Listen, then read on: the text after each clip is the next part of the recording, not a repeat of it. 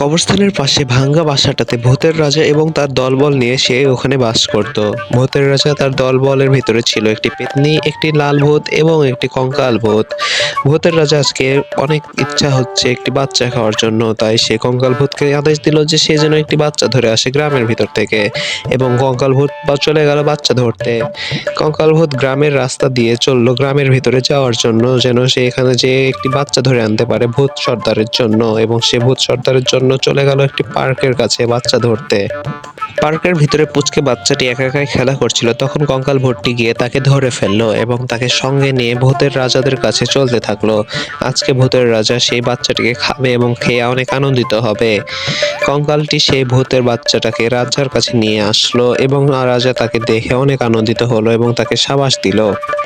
তবে পুচকেটি ভূতের রাজাকে জিজ্ঞেস করলো যে আমাকে এখানে কেন নিয়ে এসেছো। তার উত্তরে ভূতের রাজা বলল যে আজকে আমি তোমাকে খাবো চিবিয়ে চিবিয়ে, এবং তোমার হাড়গুলো সবকিছু আমি খেয়ে ফেলবো। তারপর ভূতের বাচ্চাটি বলল যে আমাকে তোমরা ছেড়ে দাও, আমি এখান থেকে চলে যেতে চাই। তবে ভূতের রাজা কোনো মতে তার কথা কোনো শুনলো না এবং তাকে বলল যে এখান থেকে তুমি কোনোভাবে বেঁচে যেতে পারবে না।